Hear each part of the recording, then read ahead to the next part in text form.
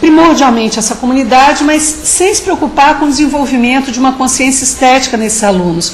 Ou seja, a preocupação estética de saberes mais organizados não estava como uma grande preocupação para o ProDiarte. A ideia era o contato com essa comunidade. Hoje a gente vê vários programas assim, sem perder de vista o desenvolvimento estético dos alunos. Vários programas, inclusive de educação não formal, né, que nós podemos acompanhar aí. Bom, uma outra coisa que é importante nesse momento, que foi e continua sendo, porque ela mudou a nossa realidade, né, eu digo a nossa, enquanto alunos, ou enquanto alunos recém-formados, ou enquanto professores. Por quê? Nesse período, né, principalmente nas décadas de 80 e 90, vários encontros de arte educadores foram promovidos. Congressos, simpósios, seminários, as pessoas começaram a se incomodar com o que estava acontecendo em nível nacional e começaram a discutir o assunto. Tá? E nestas discussões eles constataram que poucas pesquisas eram feitas no Brasil sobre uma abordagem de ensino da arte que fosse preocupada com a questão estética, em desenvolver essa consciência estética nos alunos, um ensino mais sistematizado. A partir daí, entra em cena também a chamada metodologia triangular. Esse nome talvez vocês já tenham ouvido falar. Ele atualmente tem o nome de proposta triangular. Foi algo que ainda está bastante presente, né? Foi uma coisa bastante contundente enquanto proposta metodológica na década de 80. Por quê? Porque ele vinha propondo o ensino da arte que se baseava na análise da obra, da imagem de arte, na história da arte e conjugando isso a um trabalho prático. Ou seja, o que há nessa obra, tá? A presença dessa obra na sala de aula, porque nós sabemos que durante muito tempo as pessoas achavam que levar a imagem de arte para a sala era cercear o aluno, era limitar a sua criatividade, e não é isso realmente que acontece. Tá? Então, essa proposta que vem de uma adaptação da professora Ana May Barbosa, nós vamos falar mais detidamente lá na frente sobre isso, ela veio modificar bastante o cenário do ensino da arte no Brasil. Eu diria que é um marco importante, inclusive. E, paralelo a isso, nós temos pesquisas que foram realizadas pela Elô Ferraz e pela Edmeia Siqueira, especificamente no início da década de 70, né, na década de 80, 83 e 85, e as pesquisas que elas desenvolveram culminam na publicação Arte, Educação, Vivência, Experienciação ou Livro Didático. Tá? Faltou um O ali no livro Expressão, mas tudo bem. Então, esse livro, inclusive, a gente cita, né, ele consta da bibliografia. É interessante porque, na medida em que houve a promoção desses encontros, as pessoas constatavam que não havia pesquisa. Como é que você pode detectar determinados problemas se não há uma pesquisa em relação a isso?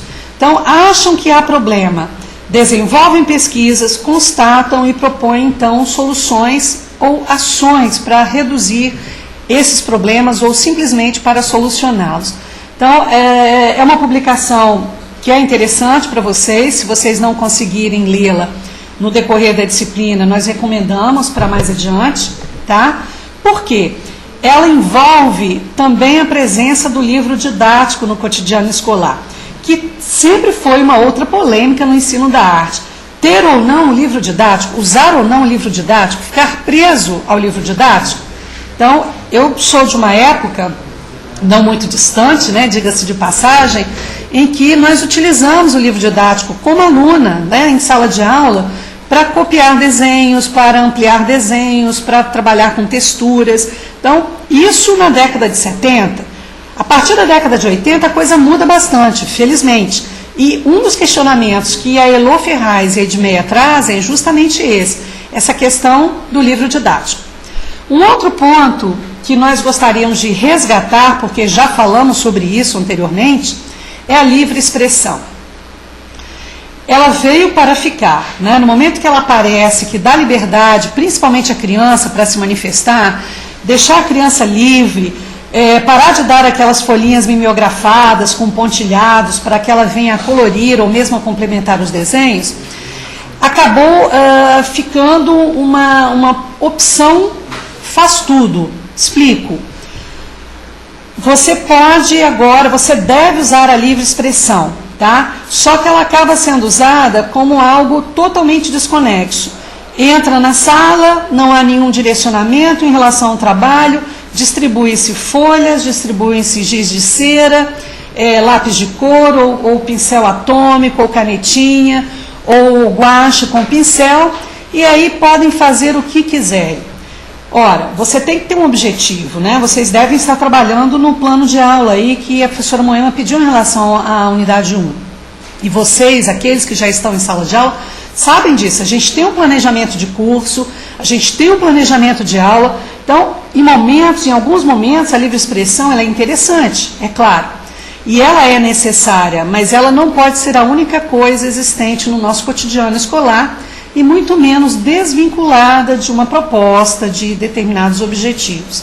Então, o que acontece quando ela entra em cena?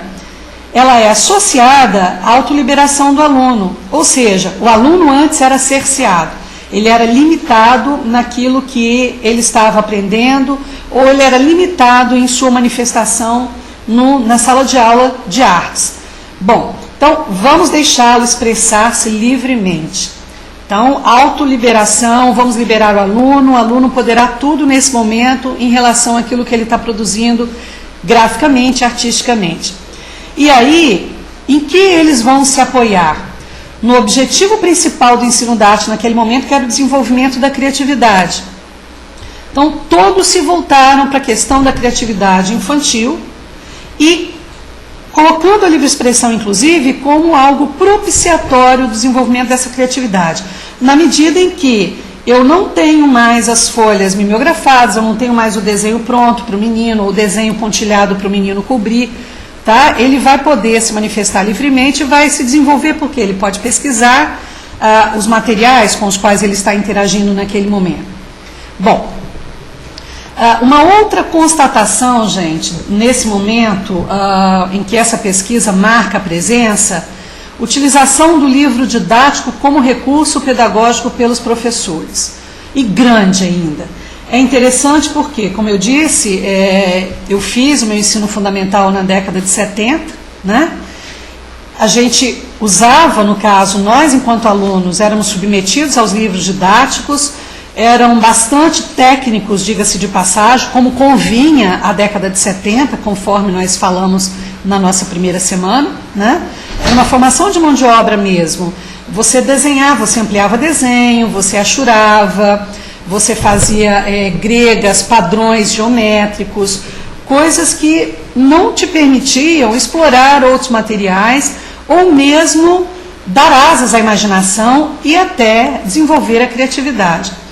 Só que, ao mesmo tempo que essa livre expressão entra, o livro didático também permanece bastante usado como recurso pedagógico, o que é um paradoxo, é um contrassenso, porque o livro didático amarra bastante o seu planejamento, muitas vezes, e a própria atuação do aluno.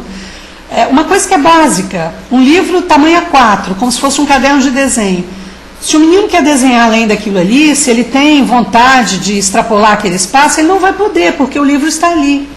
O livro é A4, não é A1, A2, não é uma folha grande de papel cenário, não é aquela tira grande de papel cenário que a gente coloca todo mundo junto para desenhar.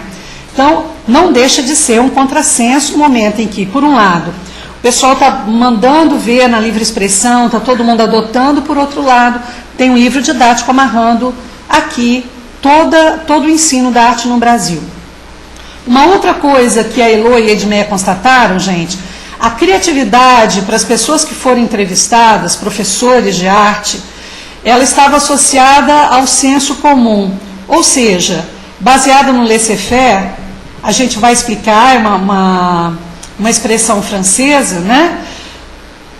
Ou seja, o aluno faz o que ele quer tá? Deixa ele fazer o que ele quiser e com isso ele vai desenvolver a criatividade. Nós sabemos que